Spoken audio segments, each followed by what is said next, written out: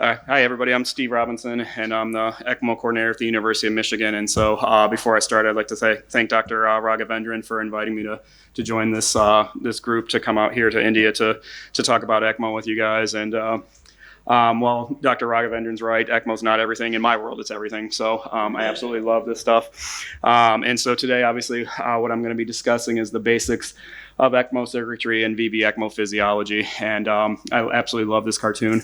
I stole this from a presentation at Keystone. So, and essentially is just two lungs talking to each other and talking about how they need a rest. So Dr. Raghavendran and I were talking on the way over about our running regimens. And I sometimes feel this way when I'm running as well. But we'll jump right in. Just disclosures. Whenever I'm talking about anything that involves equipment, I always like to disclose this. I did used to be a vendor for a company called Spectrum Medical, and I am going to talk about some products that I used to sell when I was a vendor with them. So I always like to put this in here. I do not have any financial interest in the company, though, so there's no promotion of it from a financial perspective for me. Looking at just kind of run you guys through what I'm hoping to accomplish with this lecture here. And so the first three bigger bullet points there, these are all actually, if you take an ELSO endorsed course, there's I think about 15 ELSO endorsed courses now. The University of Michigan is one of them. This is some of the criteria that they set out as being part of basic ECMO education. So I've included these here. And basically we're just going to identify what the main components of an ECMO circuit are, because they can come in all kinds of varieties, flavors. You can put them together cheaply, you can put them together expensively, and we'll go through some of those styles. We'll describe pumps that are used in ECMO and their pluses, minuses, strengths, weaknesses. We'll do the same thing for membrane lung oxygenators, and then finally we'll discuss some of the basics of ECMO physiology as it relates to VV ECMO. So I really like this diagram because it kind of really breaks it down pretty simply. What you need to essentially just make an ECMO circuit. And so I kind of break this down into its most basic components. So if you have these top four, you can essentially create an ECMO circuit out of anything that you might have laying around. And we've actually done this with at the University of Michigan. We've gotten calls from some remote areas of Michigan, and they didn't have an ECMO program, but they had a cardiac surgeon that could cannulate and a perfusionist that could run a pump. So we told them these are the type of things that if you can find these pieces, you can put together an ECMO circuit. They were able to do that, and then we were able to go get the patient. So, but what you need minimally is a venous cannula that's going to obviously drain blood from the patient. You're going to need some type of pump. And we'll go through the types of pumps that you can use that's going to help you pull blood out of that patient, and then obviously send it to your membrane oxygenator or your artificial lung. And then obviously you need a cannula to send that back to the patient. So that's if you can get those four components, you can create an ECMO system. Obviously, today's systems that we're using today, we've been doing this since 1981. So our first ECMO circuits back in the early 80s probably just looked like these basic ones. We've adopted to new technology as companies like Getinge have made much more advanced systems that are safer and have these additional advanced options, which I'm not going to cover here in this talk, but we'll discuss them at some of the stations out there. But those include pressure monitoring, so you can evaluate the health of the oxygenator, fluid status of your patient, additional hemodynamic monitoring as far as SpO2, possibly hemoglobin, hematocrit of the blood that you're draining and sending back to the patient. And then some of them have servo regulation clamping features to increase the safety of using these and kind of automate some of the features that used to need somebody to sit at the bedside 24/7 with. So moving along, we'll jump right into pumps. So there's generally two styles of pumps that you're going to see out there. You have rollers and centrifugals. Everything that we're going to be working with today and the sim portions of this are going to be centrifugal. That's the dominant pump in the adult world, although you can use a roller pump. Roller pumps are still used pretty readily in the States anyway. With neonatal patients, it tends to have a little bit better hemolysis at those low flow settings that we need for neonates. And overall, roller pumps do have a little bit less hemolysis. Kind of the rationale for that is that with a roller pump, it's kind of spinning along the wall. And as it spins around the wall, it's going to push that blood forward as it kind of smashes it, which gives it just the slightest little bit of pulsatility. And so that theoretically is what could decrease the hemolysis versus the centrifugal pump that's kind of become dominant. Another big benefit if you have roller pumps is that they're incredibly low cost. You don't have to buy a disposable pack that's really expensive. You can do a roller pump very cheaply. And if you're running VA ECMO with a roller pump, typically you'll get a little bit better renal perfusion as well because of that slight pulsatility that you get from that roller kind of smashing along the walls. The limitations, and these are like the big reasons that a lot of times in the ECMO space we've moved away from these roller pumps, is it relies on gravity drainage. So with the centrifugal pump, as we'll go through, uses some negative pressure to pull blood out. You don't get that with these roller pumps. And so when we used to use these at the University of Michigan in the 80s, 90s, and early 2000s, you would walk into like Dr. Raghavendran's unit and you'd see the patients kind of sitting way up here in the bed. And what we were trying to do is create like a bigger gravity pressure gradient to get more drainage out of the patient. With today's pumps, we don't need to do that anymore, which obviously makes it a little bit safer because they're not sitting near the ceiling anymore. The other big one is this runaway positive pressure. What can happen with a roller pump is that they're not what we call pressure sensitive. So if the arterial limb of a roller pump gets kinked, that roller is going to keep spinning and it's going to keep sending blood into that confined space. And if it continues to do that, it'll actually explode the tubing, and you'll no longer be on ECMO, and you'll have blood all over your ceiling, floor, and things of that sort, which we used to do pretty commonly when we used these pumps at the University of Michigan in the kind of our earlier years of ECMO. Newer roller pumps today usually have servo regulation, so the pump will stop if it sees a certain pressure. But this is still can be an issue with a roller pump. And then finally, this is the biggest safety issue why we've gotten away from in ECMO at the University of Michigan is these things can pump air.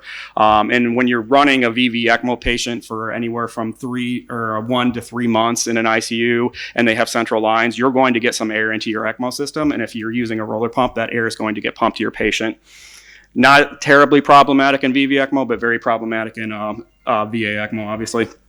So moving on to centrifugal pumps, this is primarily what we're using today. So, and the benefits are up there are increased safety, massive air entrainment and delivery to the patient is very unlikely. And we actually learned this the hard way at the University of Michigan. We inadvertently opened the negative pressure side of a centrifugal pump to air and actually deprimed an entire limb of a venous of the circuit. And then we're afraid that we actually sent the air to the patient's brain because the patient was VA ECMO and carotid cannulated. Took him down to the CT after we got him back on ECMO and found out there was no air in the brain. One of the safety features of a centrifugal pump is that once you have it air free from the one tip to the other, it can't pump air anymore. It needs a certain level of head pressure from having some volume above it to be able to pump. So that's a huge safety feature in an ICU environment where you're doing long ECMO runs, and air entrainment is going to happen from time to time.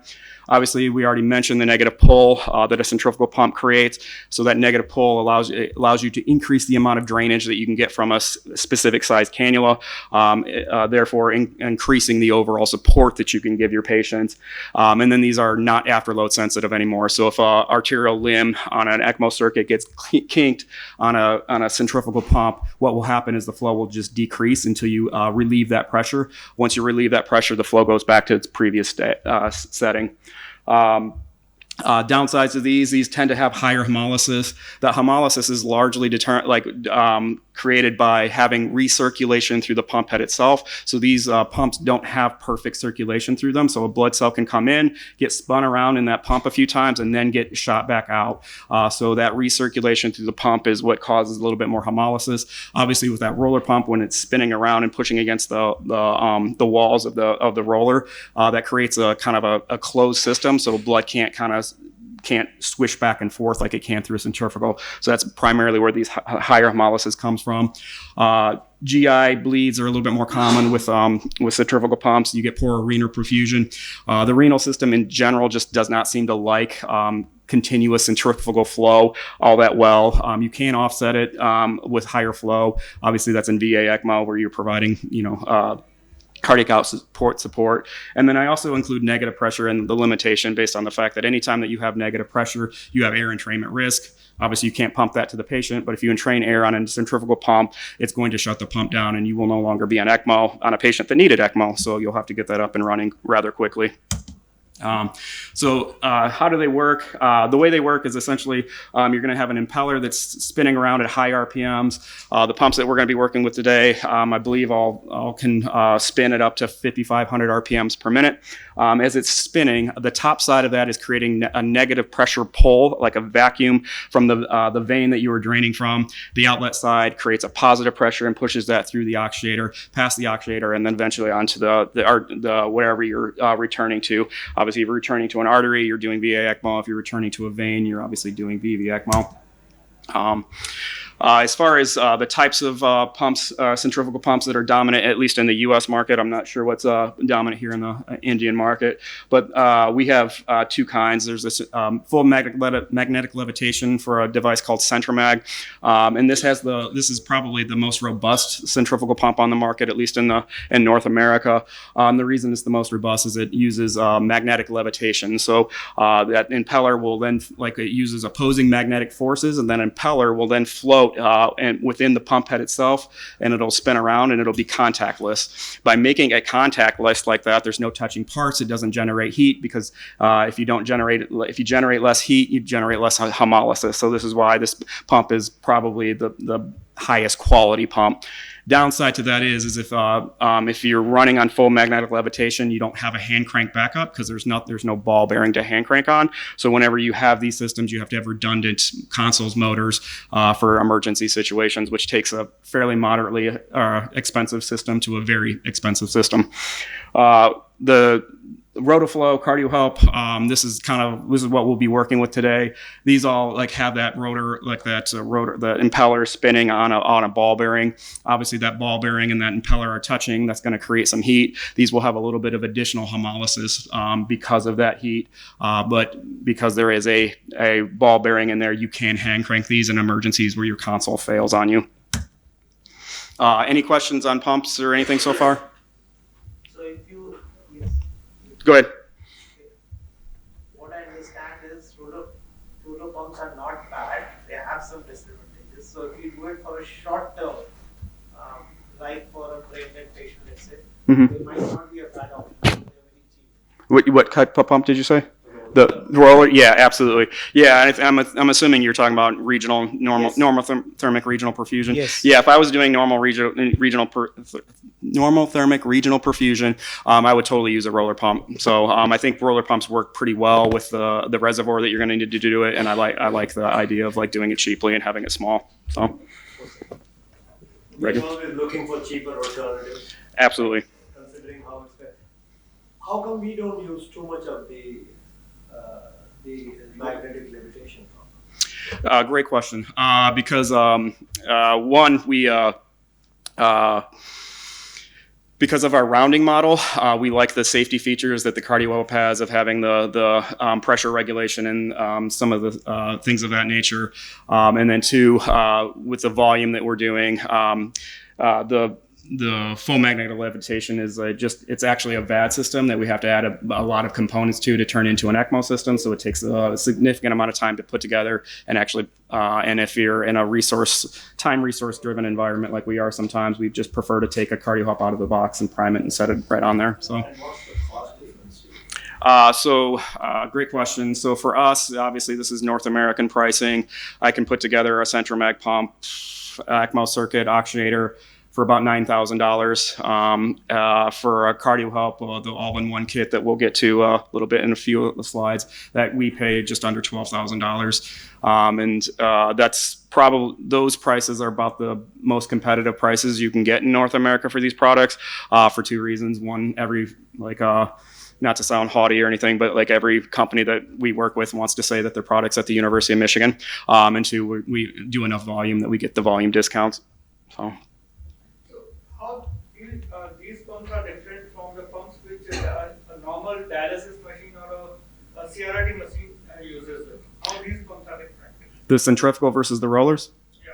Yeah, so a roller is just it's not gonna create any negative pressure. It's just gonna drain by gravity, and then that roller is just kind of spin around and kind of smash along the wall and push the blood forward that way. Whereas I wish I would have brought my pump head in here. Raghu, do you want to? Can anybody bring that blue suitcase up here? Whereas a centrifugal pump is going to be, it's a very small disc. In other words, So can we use a dialysis machine pump for circuit here?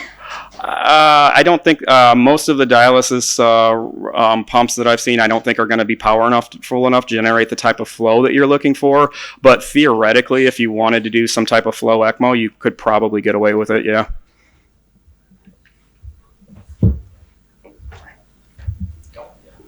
The suitcase is a little more complicated than an ECMO circuit. Yeah, that's one of those requirements.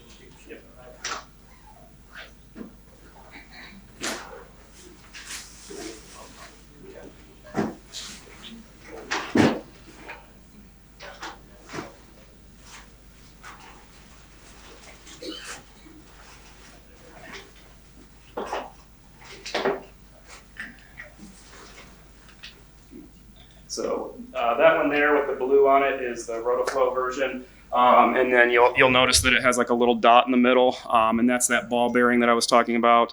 The one that is kind of hollow in the middle is the full magnetic levitation. That's where that hollow hole is where the ball bearing would normally go and is obviously absent. What's that? So the white one is a Centromag. So that's the full magnetic levitation. And if you have anything metal on the table, you can touch that to it, and they'll stick together pretty robustly. Why don't we pass it around? So, all right. While you guys kind of pass those around, I'll move into oxygenators. But please, if anybody has any questions, don't save them to the end. Just get my attention, and we can stop to talk further. So this right here is what we're getting into now is is polymethylpentene oxygenators, which is what we primarily use in ECMO. And the polymethylpentene is it's kind of into the weeds a little bit, but it is I think it's important to understand because this is what makes ECMO usable in the long term. So polymethylpentene is a type of plastic. It is still gas permeable, but it's not as permeable as the fibers that are used in an open heart surgery procedure. And the OR typically are using polypropylene, which is a little bit more permeable, and that's what allows the perfusionist to do inhaled anesthetics across the membrane fibers, and so that's how they keep patients under during open heart surgery. These are a little bit more rigid. They can't do inhaled anesthetics across them. The benefit of using them though is that they don't leak plasma, whereas a polypropylene will. So if you're using an oxygenator in an ECMO setting and you're trying to be on ECMO for like anywhere from 1 to 3 months, if you're using polypropylene, that plasma is going to leak out, and then once it gets into the atmospheric air, it's going to harden, and that's why these polypropylene oxygenators generally need to be changed every 6 to 12 hours in OR environments, versus having the polymethylpentene, which you can run safely without plasma leakage for months at a time. The only thing that really ever causes us to have to change these is obviously clotting. So the way these work, essentially, yeah, go ahead. I always like to use the demonstration. So we have blood coming in this way. This is our gas source here. So the blood and the gas actually, the gas is obviously our oxygen. They never actually touch each other. They just come in contact through a membrane, the polymethylpentene membrane. Obviously, the blood coming in is low in PO2, high in CO2. Gas exchanges across the membrane based on the pressure gradients. CO2 is exhausted out the bottom. Oxygen is absorbed by the hemoglobin, and then the blue side on this particular oxygenator indicates this is the front venous side, and then it comes out red on the other side, and that's essentially just your plastic lung, and we'll pass that around so you guys can all take a look at it. These are typically have service coating for to prevent clotting, things of that sort. That usually wears off in about a day or two. So you usually still need to do anticoagulation. And then there's a couple of ports there also that this is generally for most manufacturers where you provide warming. So if you have all of this blood sitting outside the body at room temperature, typically the patient gets cool. So we warm that blood back up before we send it back to the arterial limb of the circuit. There's 2 different versions of, actually, the orange one.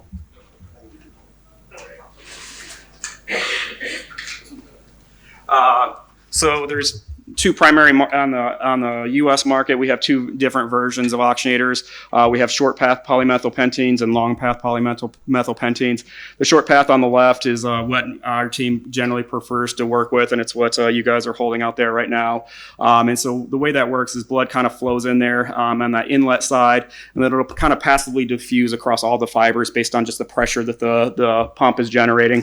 And then what this does is there's also a vent up there at the top of that. If any air gets in, it generally tends to rise towards that vent, and you can vent it out really easily, giving these really good air handling capabilities, which I really value in VV ECMO, where you're going to be on for extended periods of time and potentially absorb some air from central lines, things of that sort.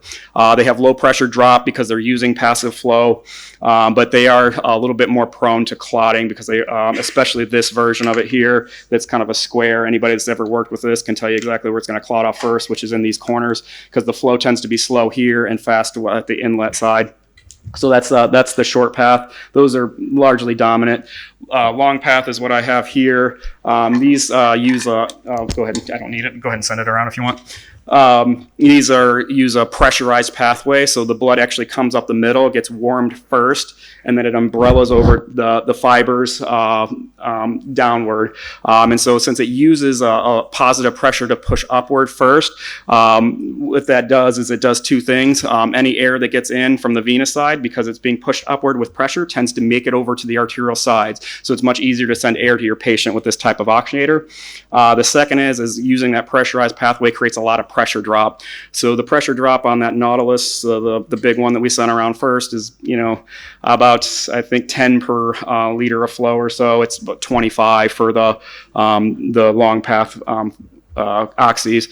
But because it's using that pressurized pathway, it tends to get better, more even distribution across the fibers. We find that the long paths don't clot as often as the short paths do.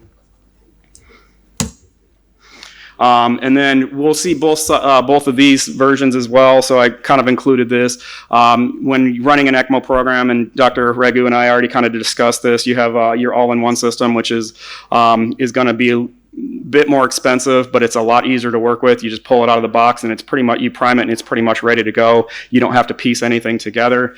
On the right is a component-based system, which is today we'll be working with Rotaflow. We'll piece a circuit together and you'll kind of see how that works, and it takes a lot more time to get those up and running. Another downside to a component-based system is that you're going to have to rely on probably multiple vendors to put those things together.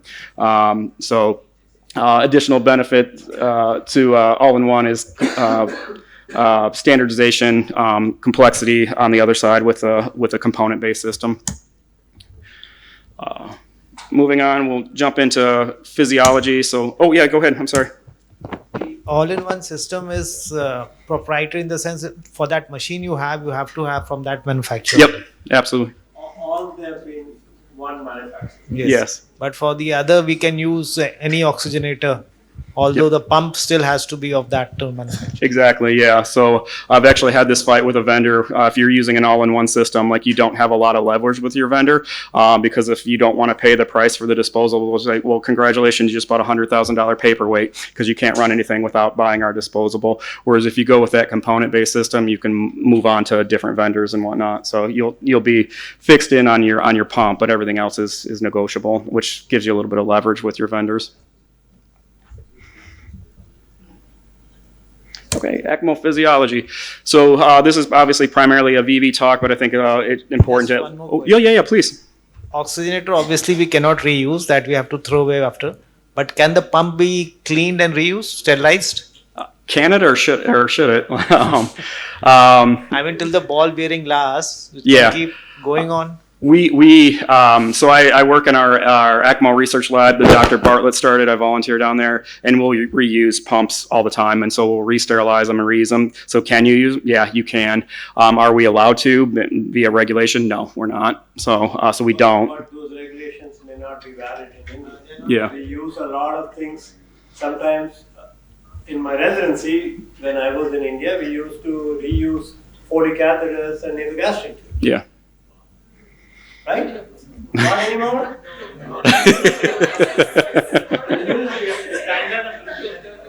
Yeah. We'll put a hard stop on that. Yeah. put me down for wanting a new Foley catheter. I don't think I want to use one of those. Any other questions? All right, so on the left here we have VV ECMO, and so what VV ECMO can supply is it's a partial bypass, meaning we're not like the an OR perfusionist and draining 100% of the blood. We're usually for ECMO you're draining anywhere from 80 to possibly 90% of the blood, and then so 10 to 20% is still going through the native physiology, and that's what we mean by mix of native, partial bypass mix of ECMO and native physiology. VV ECMO will provide you gas exchange as we described when we were looking at the oxygenators. We're going to remove CO2, we're going to oxygenate it, and then we're going to send it back to the patient. The important thing to remember with VV ECMO is it provides no direct hemodynamic support. Obviously, if you are going on initiating VV ECMO with a patient that has a low pH and the pressors aren't working anymore, you correct that and the pressors start working, you'll get some benefit there, but no direct support. So this is important to remember. I've been asked many times in my career to go up on flow for hypotension on VV ECMO. So it's a simple concept, but easy to forget. If I may add, one of the things when patients are deteriorating with severe ARDS, now you have very high plasma pressures. Okay, and the question is, now this guy is hemodynamically unstable on top of hypoxemia and hypocarbia.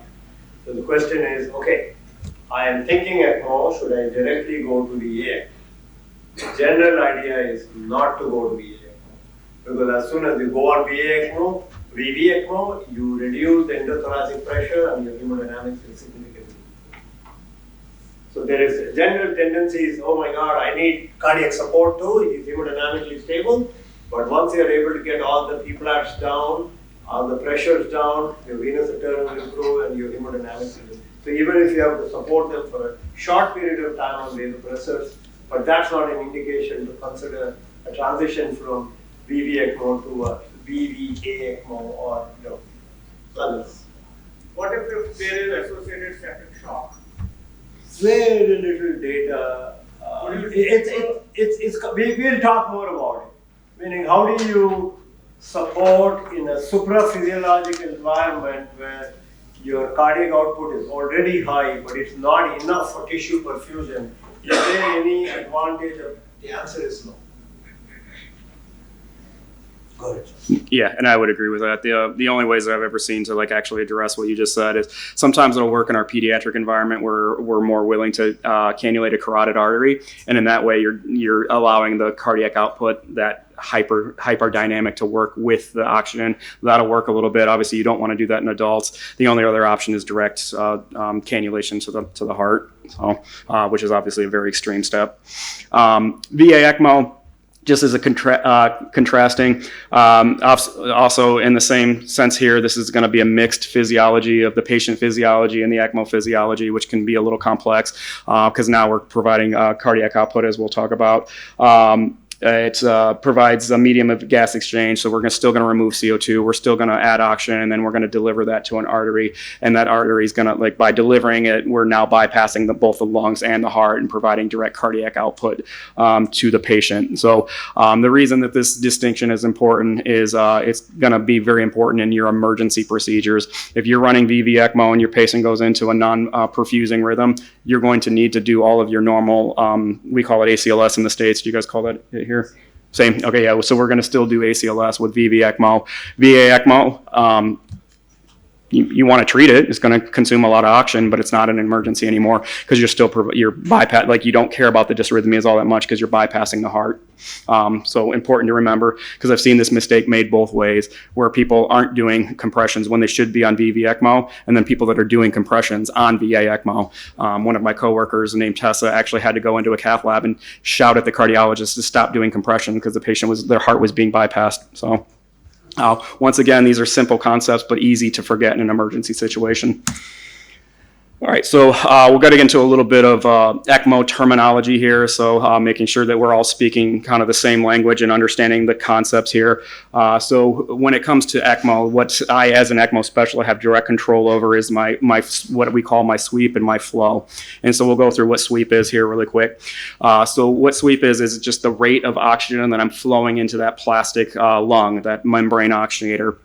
And one of my friends named Gretchen that works with me for a long time now, she's a respiratory therapist like my colleagues back there, and she likes to always kind of compare your sweep to minute ventilation. So if you can understand that concept on a ventilator, kind of think of your sweep as your minute ventilation of the ECMO circuit.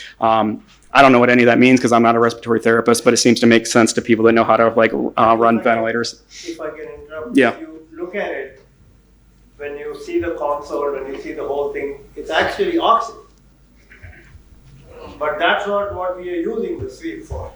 So if you want to increase the sweep, you are eliminating CO2. So I just want the tank, it's oxygen. The flow meter is an oxygen flow meter. But the purpose is not oxygenation. The purpose is the elimination of CO2. You stole my next line. Oh, sorry. I'm just messing with you. Basically, because this is minute ventilation, the higher that we go up on that sweep, so the oxygenators that you guys are all passing around, they can do as little as 100 mLs per minute of sweep to as high as 14 liters per minute. And so the higher you go with that sweep flow rate, the more CO2 that you're ultimately going to pull off. And as Dr. Raghu already said, it's not going to affect oxygen delivery at all. And the next slide will go through why that is. Flow, that's the word that we use in the States anyway, to describe how much blood are we actually draining, treating through the membrane oxygenator, and then sending back to the patient. And so what this obviously does is it provides the oxygen delivery. So if you have a blood gas and it's showing that you're a little bit hypoxic, you don't want to go up on the sweep. What you want to do is drain more deoxygenated blood, oxygenate it, and send it back to the patient. And that's what's actually going to treat hypoxia with an ECMO circuit. So essentially, higher flow, more oxygen delivered. So I really love this diagram. Oh yeah, sorry, go ahead. What we read was that the sweep flow is usually half the blood. These sweep gas flow is usually half that of the blood flow. Is that correct? I mean, no. Well, I mean, it can be, but no, it doesn't have to be. So It's liters per minute, right? That's what the oxygen channel. So we generally will kind of start in that kind of range, but then, this kind of steals into my next presentation a little bit, but we're a parameter-driven program, and so we just let the sweep be whatever it needs to be to get to the CO2 or the pH level that we're shooting for. Yes? Maybe a silly question, but what is that water thing on what does water do? Oh yeah, I'm sorry. Yeah, I explained that. That's the heater portion. And so what we do is we warm water. The way the heater works, I mentioned the heating element, but didn't describe how it works. So the way it works is we have all of our ECMO circuits have essentially a water heater, like you would have for like a warming blanket, or like a water warming blanket. And so it warms that water up, and then it kind of goes around the outside of the oxygenator. And that warm water, it never comes in contact with the blood. It just kind of sits on top, and then that warms the blood before it goes back to the patient. Thank you. Yep. All right. I really like this diagram because I think it does a really good job of explaining like how the oxygenator is actually working and why sweep and doesn't do a whole lot for you for PO2. And so essentially, like within each of these oxygenators, you're going to have like what we call a gas phase, the membrane, and the blood phase. So the blood phase is where we're draining blood and running it through that oxygenator. The gas phase is obviously the sweep that we just talked about coming into the oxygenator, and that membrane is the polymethyl plastic that's kind of separating the two from each other. And so typically on VV ECMO, we're using 100% FiO2 sweep. So the PO, like the partial pressure of oxygen, and 100% FiO2 sweep is 760. And then obviously our venous blood usually has a PO2 of about, I think, 40 to 50. In this diagram, it uses 40. So this pressure gradient is what causes that exchange of oxygen to move into the blood cells. And because these gradients are so extreme, this is what causes the oxygenator to be what we call maximally efficient. So pretty much as soon as the blood hits that oxygenator, it is 100% saturated, and it will almost always have a PO2 of about 400 to 500. And that's why, and that will happen at 100 mLs per minute of sweep all the way up to 14. The effect will be the exact same based on this pressure gradient here. The same thing happens when it comes to CO2. The partial pressure of CO2 on 100% oxygen is usually 0. For some reason, they put 5 here. I don't know where 5 came from, but we can go with 5 though, it doesn't really matter. And then usually the partial pressure of CO2 in your venous blood is usually about 45. In a respiratory failure patient that you all have been working with, sometimes that can be as high as 60, 70, 80, 90. And that pressure gradient is what causes the CO2 to move across the membrane as well. The reason that going up on sweep removes more CO2. The best description I've ever heard of this is kind of like a pond. If you have like a stagnant pond with no wind, that fog kind of sits there. You bring like a gust of wind, it kind of blows that fog off. That's what happens when you go up on your sweep flow rate. It's going to like push more CO2 out based on higher refresh rates of the membrane plastics. Does that make sense for everybody? Well, yeah, that one's a little complex, so we can talk in the. I don't know how else to explain, but we can talk further in the simulations. Yes. Sorry, so the gas outlet, where does in a real place like in the ICU, where does the gas outlet go? Just out into the atmosphere. So. A lot of oxygen just floating out. Well, the oxygen goes into the blood, and then all the reserves get exhausted out. Yeah, so it goes out into the atmosphere. There are some products out there that actually try to steal and capture some of that now, so they can try to automate CO2 removal by running that through an algorithm that will predict the PCO2. We don't do that at Michigan yet because it's prohibitively expensive, but for the most part, it's just going out into the atmosphere.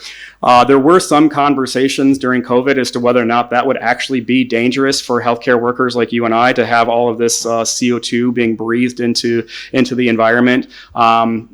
We never found a study that actually demonstrated that there was any, to my knowledge, that there was anybody getting COVID from the CO2 being exhaled on this. But the way the CO2 exhaled on these oxygenators is exactly the same way it is on our native lungs. It just, the gas exchange happens and you exhale it out. Does that answer your question? Yeah, I mean, a lot of oxygen is just going on in the atmosphere, which could have its own danger. Yeah. Oh, okay. Yeah. Anything, Raghu? Yeah. No. We'll find out after my 20-year career, see if it had any negative effects on me. But it is a very low flow oxygen, it's like 2 to 4 liters or something? Most of the time it's going to be 2 to 4. We have hit highs of 10, 12, 13, 14. But yeah, it's usually contained mostly within the oxygenator and just residual amounts coming out of the exhaust ports. If the flows are good and your sweep is 10 and you're still not getting what you want, you're in trouble. Yeah, which we do find ourselves in from time to time.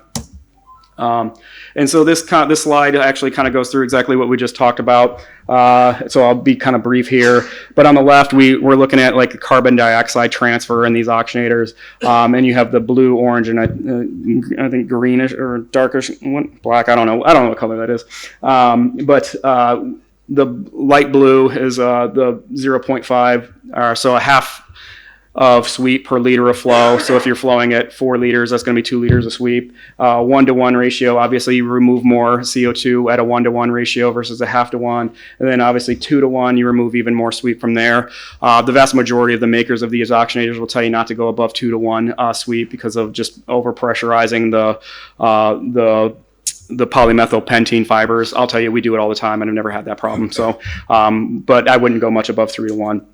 Obviously on the right, that's your oxygen transfer, and it does not matter what your sweep is. The oxygen transfer always stays the same. So whether you're at half to 1, 1-to-1, or 2-to-1 sweep, your oxygen delivery is still going to continue to be consistent. The only thing that matters there is obviously the flow along the bottom. The higher you go up on that flow along the bottom of the graph there, the more oxygen you ultimately deliver.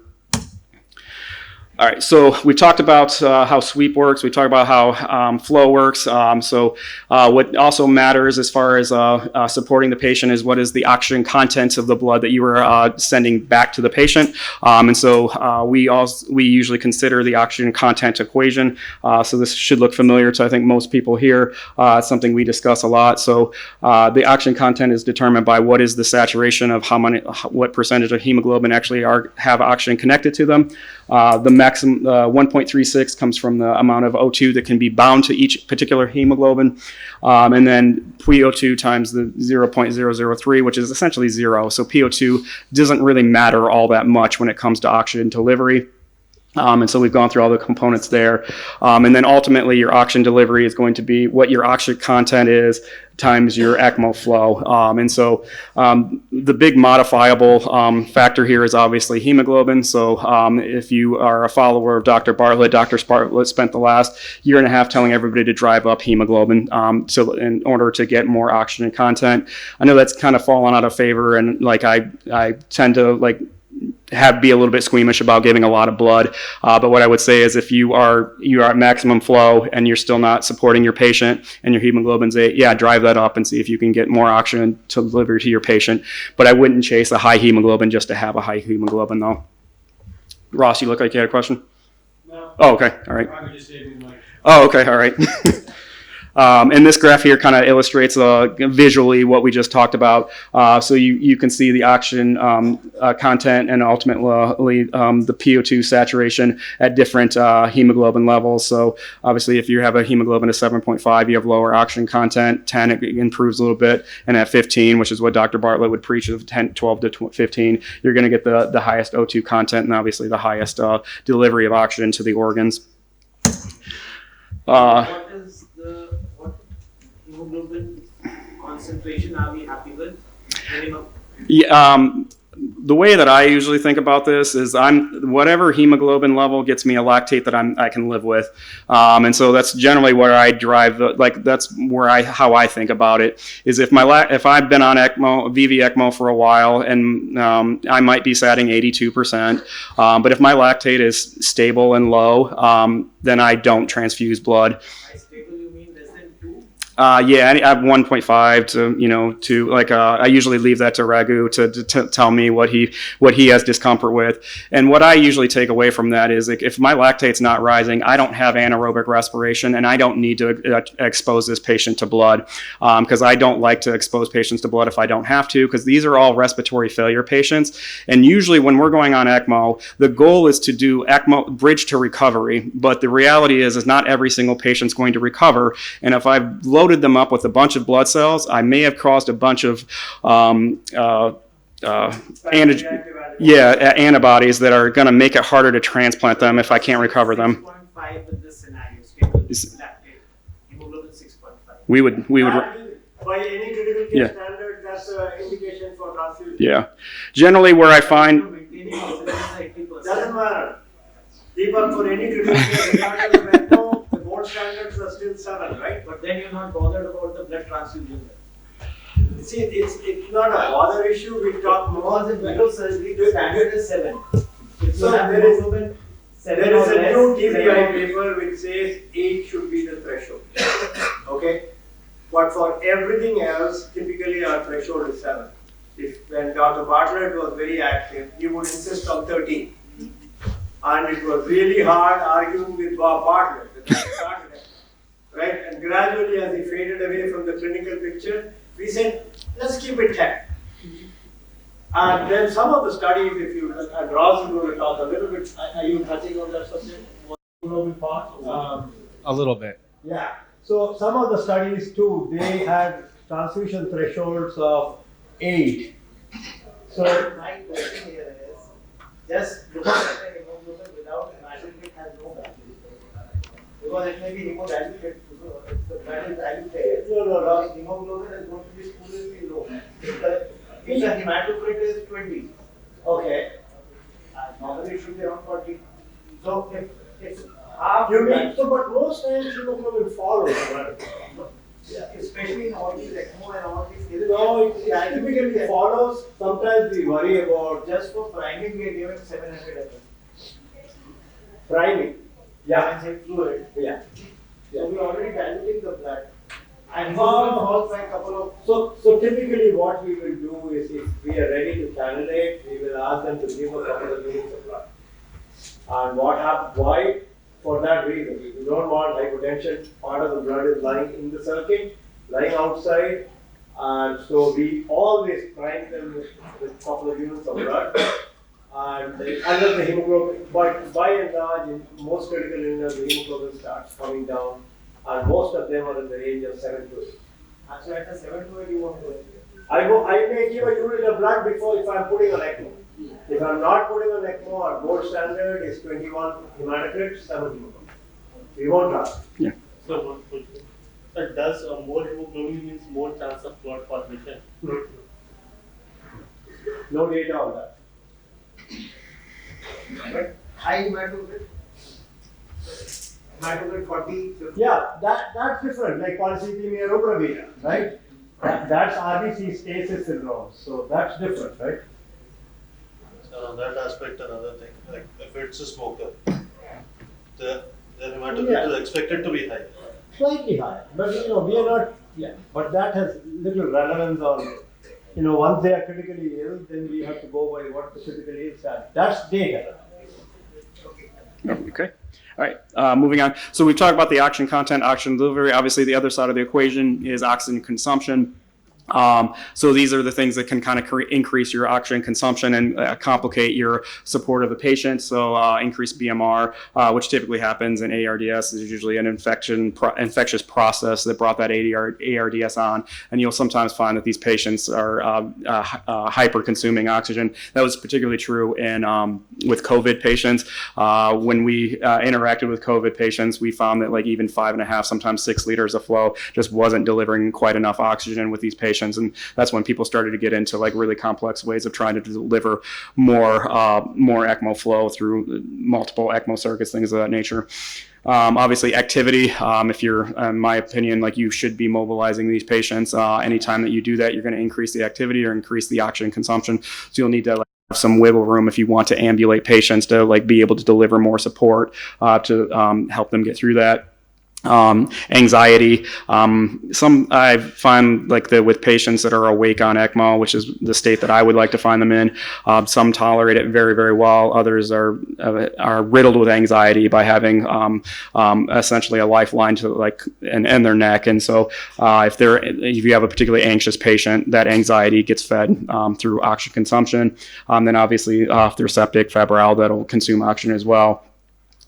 If we're struggling with a situation where they're consuming lots of oxygen based on having some of these increasing factors, some of these things on the right are some of the things that we can do to try to help mitigate that.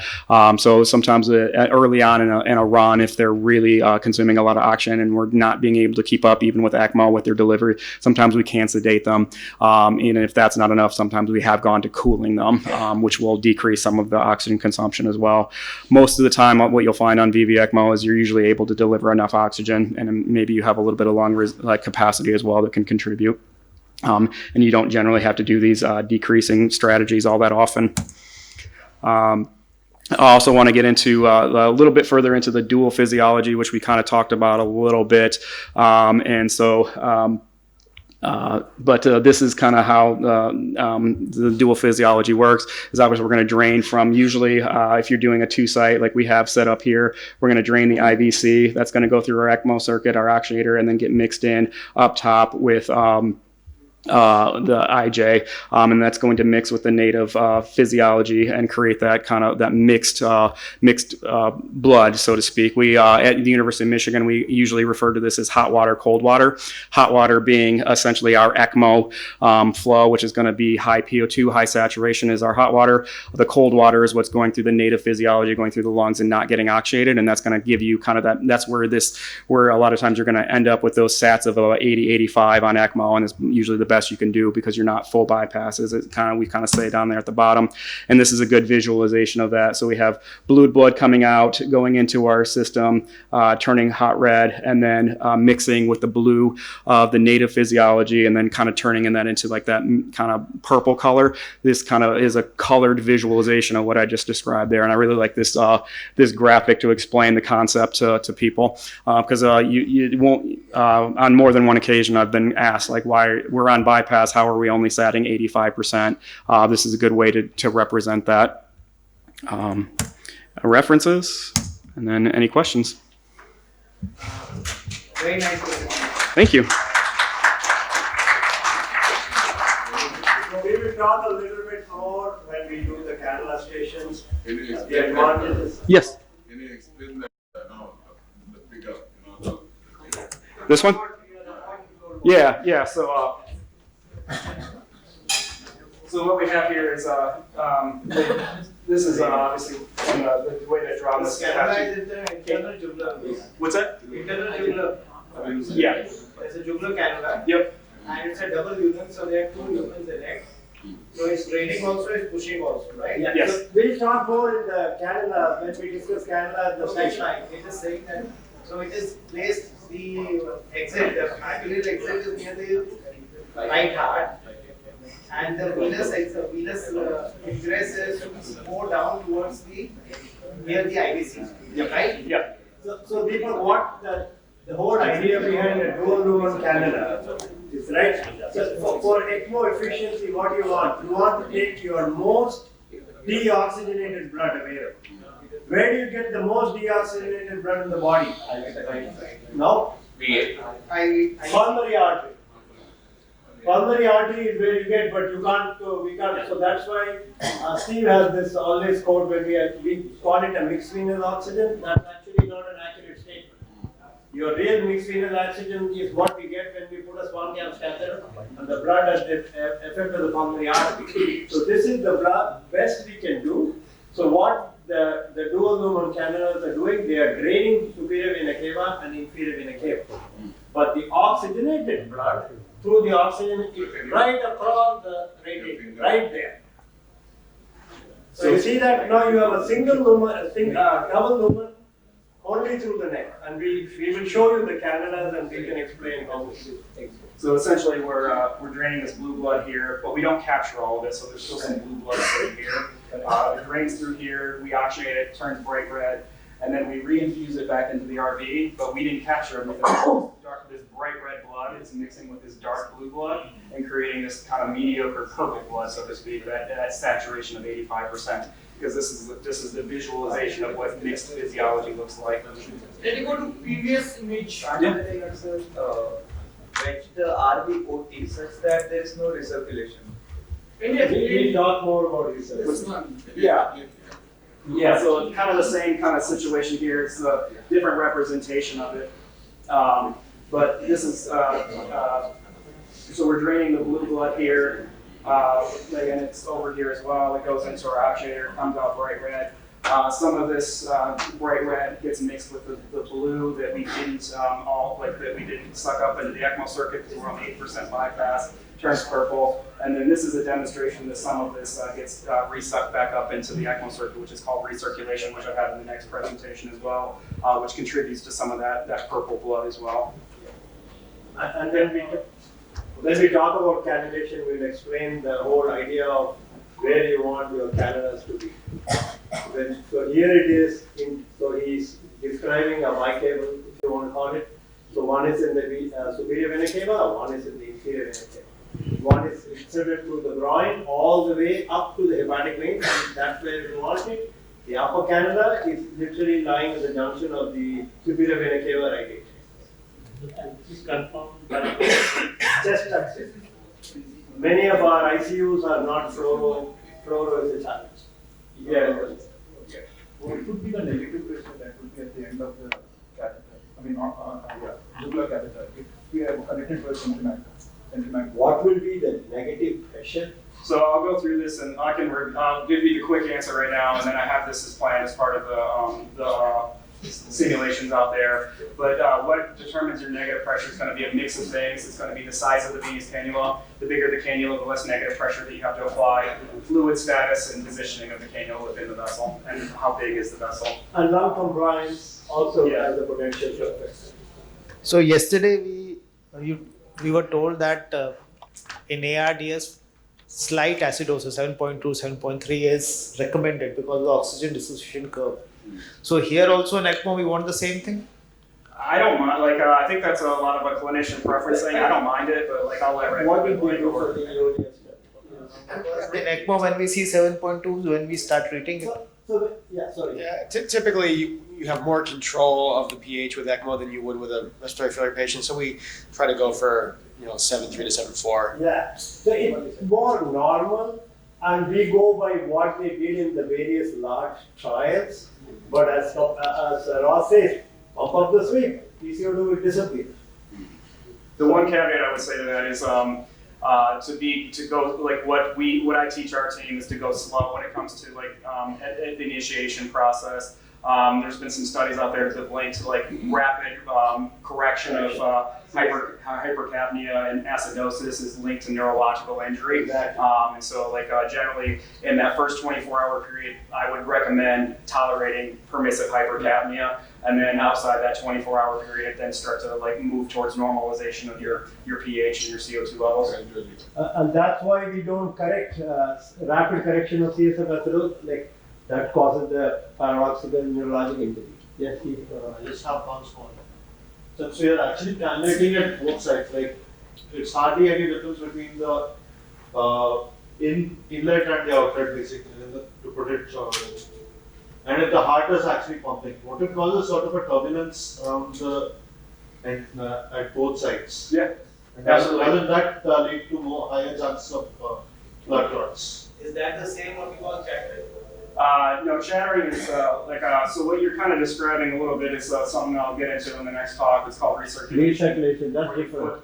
Yeah, your ECMO flow gets trapped, like coming out your arterial gets retrapped back into your venous, and that does happen. But that doesn't usually cause any stasis in this area at all. Like the way that I've heard these cannulas described, the way like blood flows through them is like a jet engine. So like you have like a small tip of a cannula putting out 4 liters per minute. It's almost like a fire hose. So you don't generally get a lot of stasis though.